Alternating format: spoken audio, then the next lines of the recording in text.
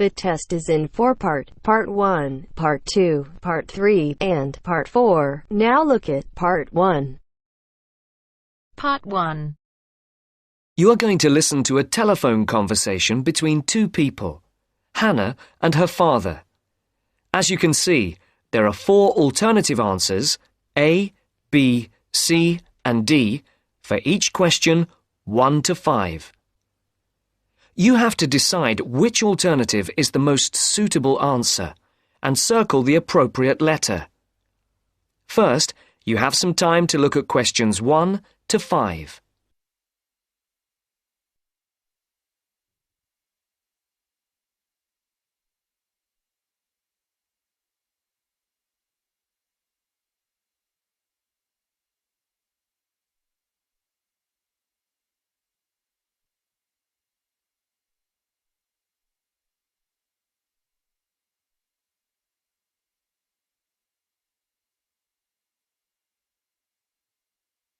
Now listen to the first part of the conversation and answer questions 1 to 5.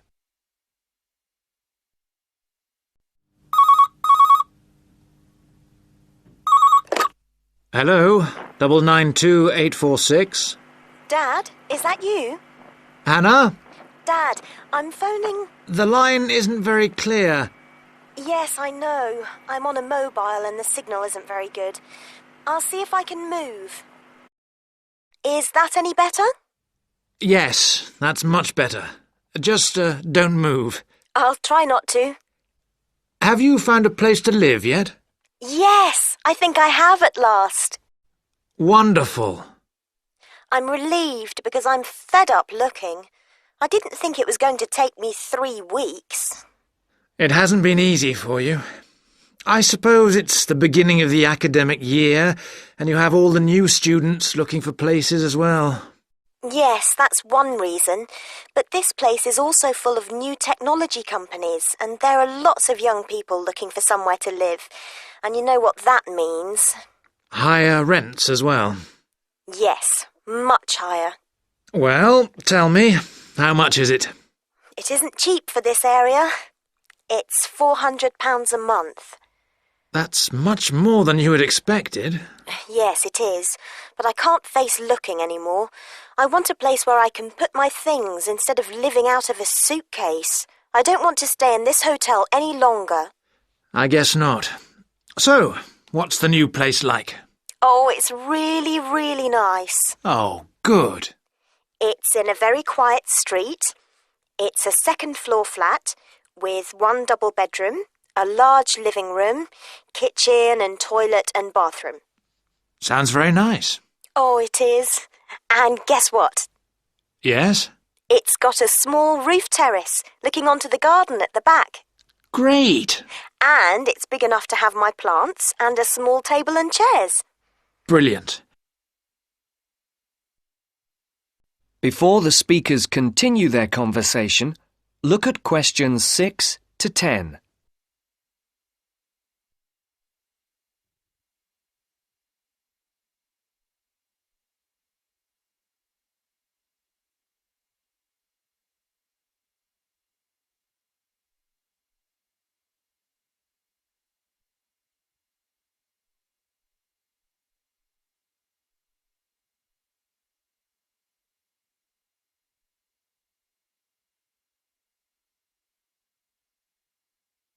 As you listen to the second part of the conversation, complete the numbered spaces 6 to 10. For questions 8 to 10, write no more than 3 words for each answer. Now, what's the address? It's 22B White Hart Road. 22E. No, 22B. B for banana. Right. And it's White Hart Road? Yes. And the postcode? Oh, you know, I don't think I've got it. OK. No, here it is. It's EX15 9RJ. This line is bad. Is that EX50? No, it's EX15. OK. I don't think I know the road. It's a side road, But you do know the area because it's off Garrett Lane. Oh, right. Which end? The other end from the stadium? So, it won't be too noisy then? You can still hear it from here when there's a match on. When are we going to see you? Well, I was going to come down on Friday evening after work, and then we could bring my things by van on Saturday afternoon. I want to move all of my stuff out, to give you and Mum more space. We'll need to hire a van then. It's okay. I'll pay for it. No, don't worry. It'll be a gift from your mum and me. Oh, Dad, it's okay. No, I won't hear of it. We'll pay. All right. Thanks, Dad. And if you're taking everything, we might need to hire a container lorry. Oh, Dad! I'm only joking. I know. I'll hire the van for the Saturday then. I can pick it up first thing in the morning. Right. And then return it in the evening. Are you sure you don't want to stay overnight? No, I'd best get back the same day. You know what your mum's like. She'll only worry. If I remember rightly, it's about 3 hours by road? Yes, roughly. Well, if we leave by lunchtime, we'll be there mid-afternoon. Okay. Then a couple of hours to unpack. Then? We could go to a nice restaurant round the corner. Definitely. My treat. You're on. But I'll have to be away by about 7:30-ish. Okay. Right then. Mum wants to have a word. I'll see you Friday. Bye, Dad. I'll hand you over to her. Bye. That is the end of part 1. You now have half a minute to check your answers.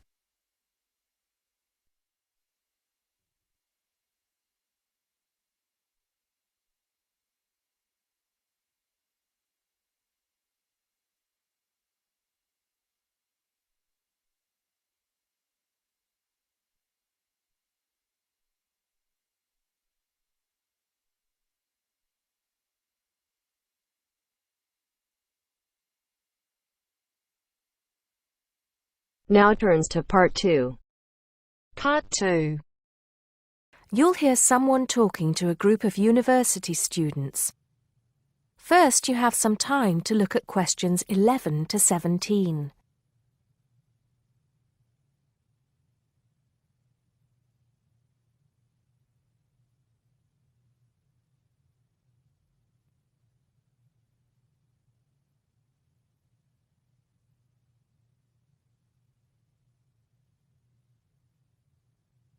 Now listen carefully and answer questions 11 to 17. Good morning, everybody, and welcome to Upton University. I hope you are settling in and beginning to find your way around. I know how confusing it can be when you start life at university, and that's why we have Freshers Week to help you find your feet. Before I go any further, I should perhaps introduce myself. My name is Sally Jackson, and I am the Secretary of the Students' Union, which has organized this week of events for you. You will usually find me in the office on the first floor of this building when I'm not attending lectures. Anyway, down to business. Of course, there are a few things that you are obliged to get done during your first week here. But once you've opened a bank account, if you haven't got one already, seen your director of studies to discuss which courses you are going to take, and signed up with a doctor, there will be plenty of time left to enjoy the events we have arranged for the week. And have we got a lot lined up for you? Throughout the week from Monday to Friday, every morning starting at 10 a.m., there will be orientation and welfare events.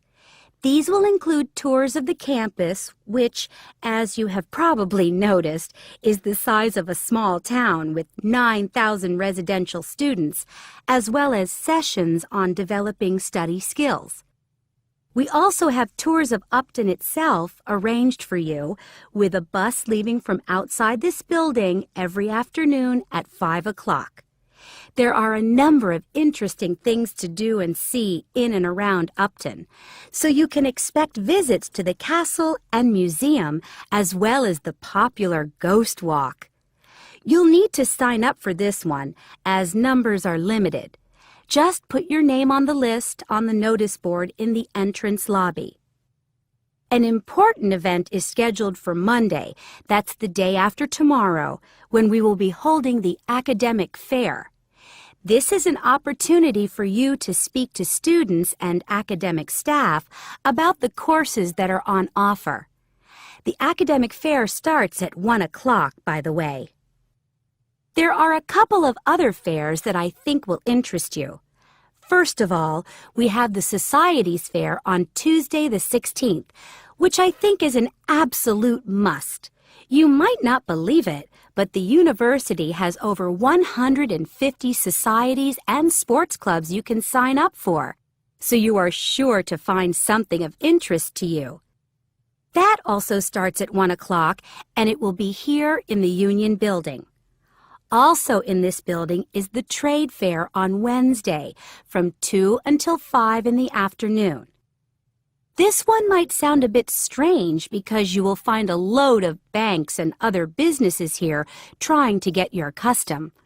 You will find plenty of bargains and, best of all, a lot of the businesses give away stuff for free. Before you hear the rest of the talk, you have some time to look at questions 18 to 20.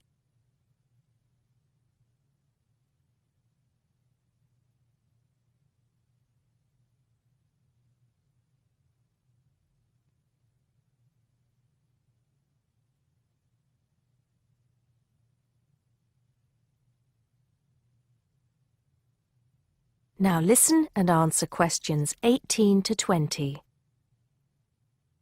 We've also got a great entertainment program lined up for you, starting tonight with our welcoming party.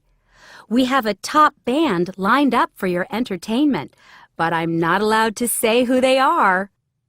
All I can say is that I am sure you will not be disappointed.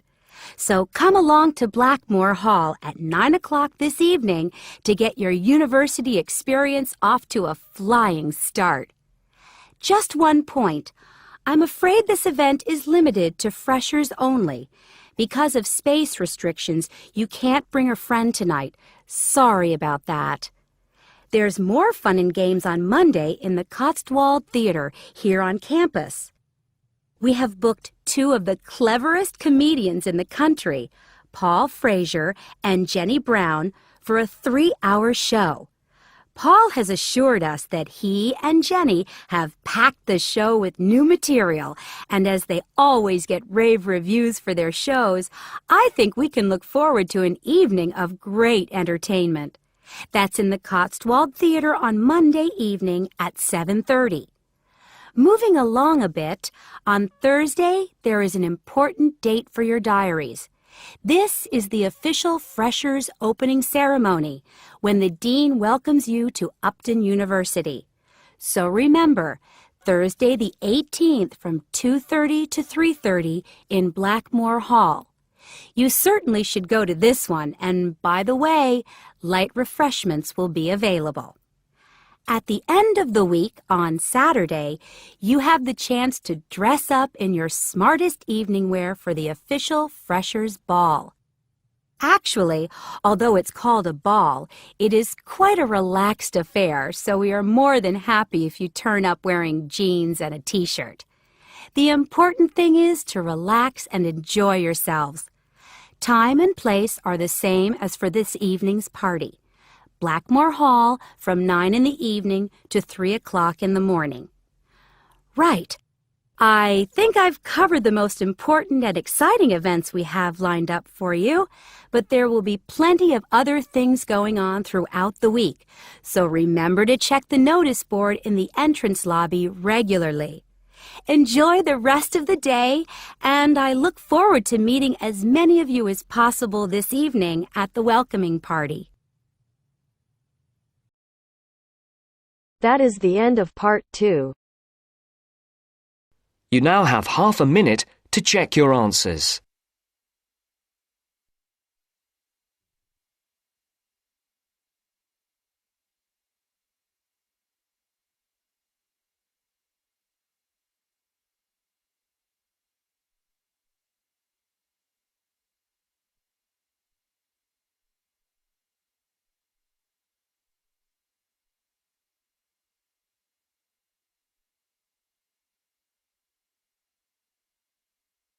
Now turns to Part 3. Part 3. You'll hear a discussion about a system of writing for the blind known as Braille.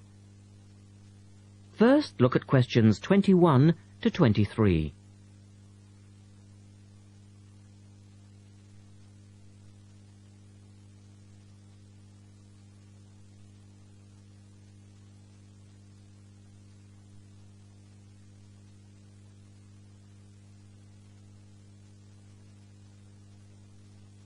Now listen to the first part of the discussion and complete the notes for questions 21 to 23.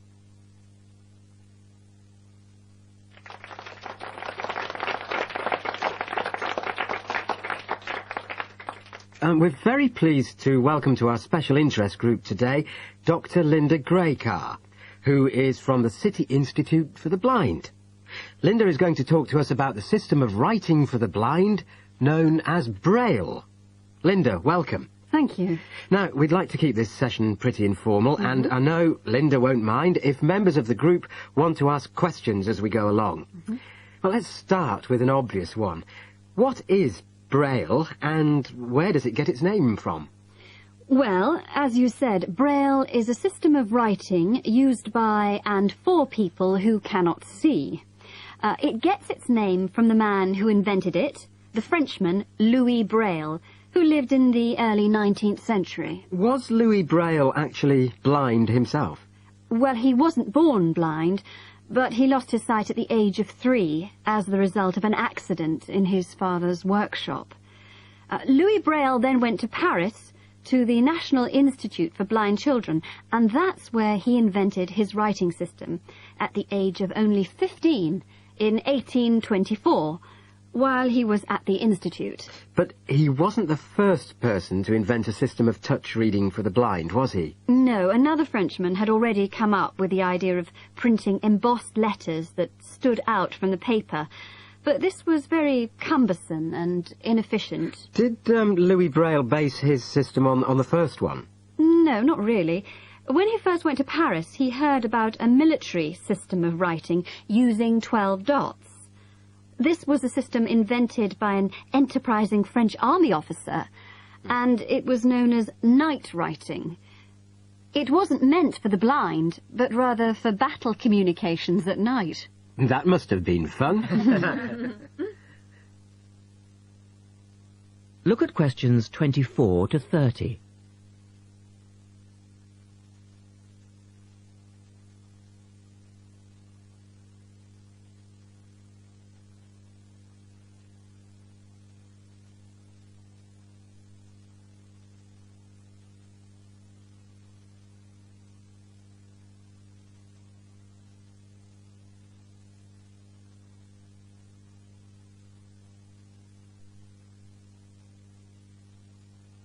Listen carefully and answer questions 24 to 30.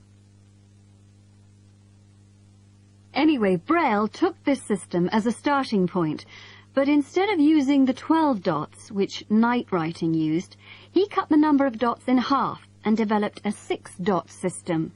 Can you give us a little more information about how it works?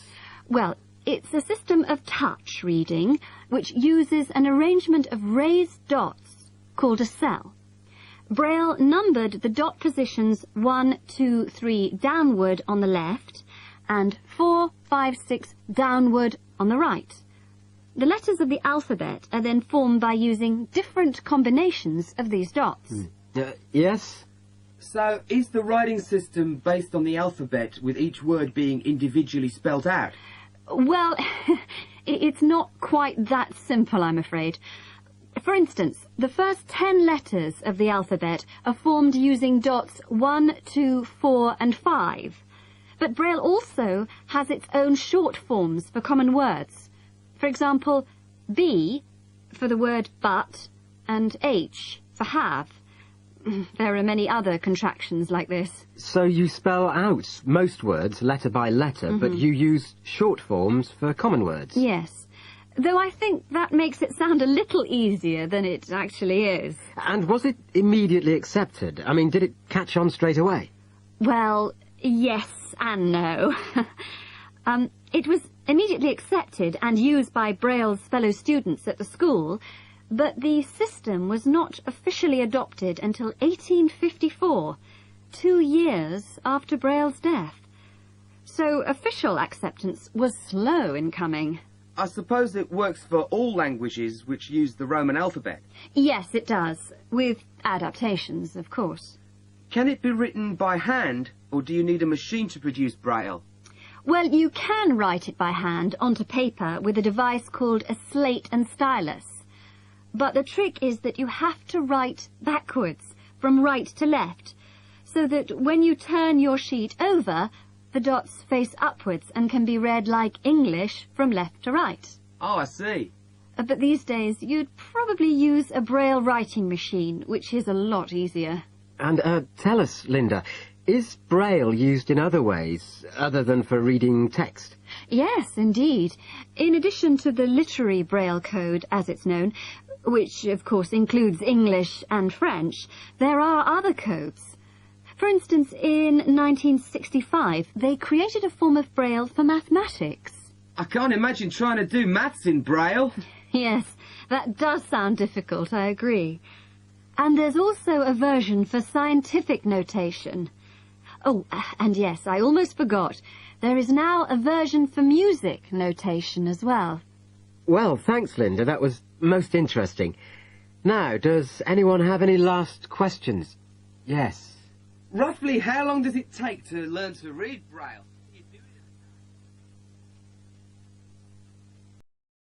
That is the end of part 3.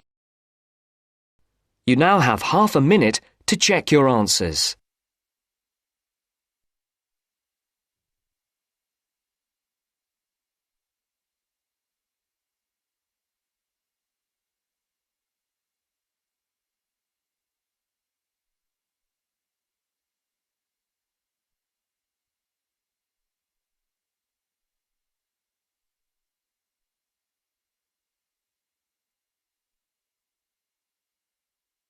Now turns to part 4.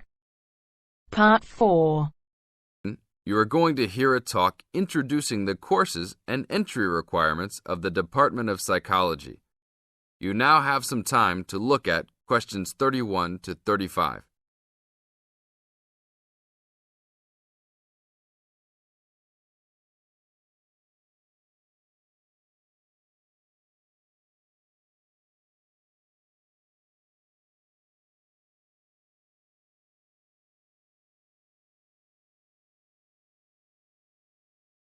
Now listen to the first part of the talk and answer questions 31 to 35.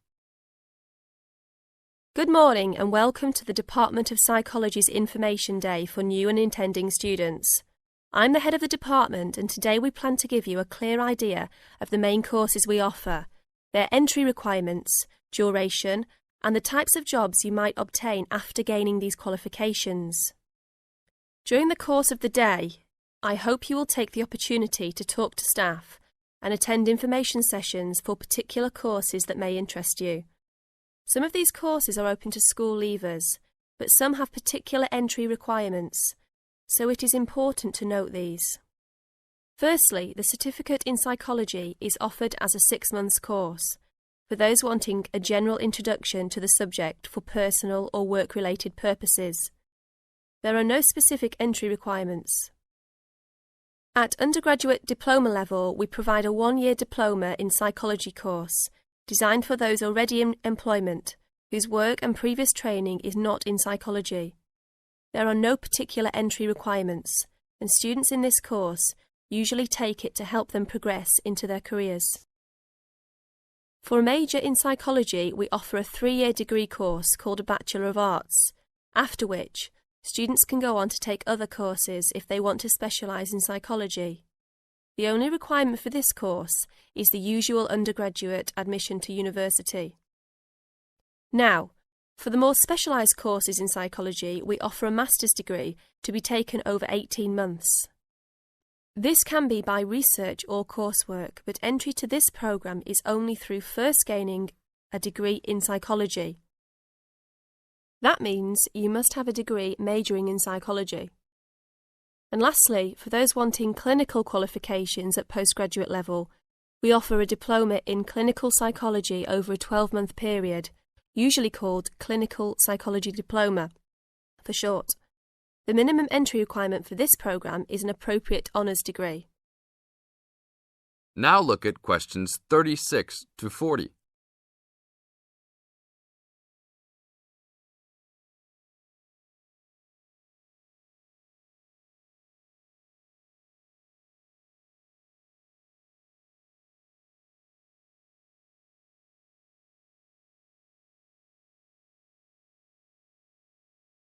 Listen carefully and answer questions 36 to 40.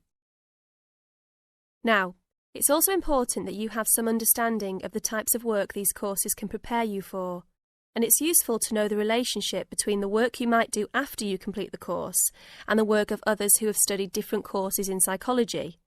As I said before, the certificate in psychology is for personal interest or possibly for work-related purposes, but doesn't qualify you in any particular way.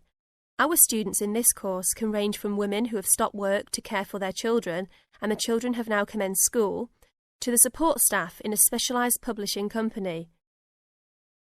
They really vary a lot. The undergraduate diploma usually attracts people working in offices such as banks or in some government departments. If you gain a degree with a major in psychology, again, you are not professionally trained, but this could enable you to undertake further training to obtain professional qualifications, or it might just be part of a first degree that will help you to get a good job that doesn't require particular specialisation at that stage. After completing a master's degree, you would expect to have some specialisation, perhaps in research or on a particular aspect of psychology, such as child development. For those who also have a clinical diploma, there are a wide range of jobs available. Some focus on helping people with personal adjustment or family problems. Others might concentrate more on using psychological tests, or perhaps working in particular institutions, such as those for the mentally ill, or in prisons. There are many other job opportunities, so if you are interested to discuss possibilities with any of the staff today. That is the end of part 4. You now have half a minute to check your answers.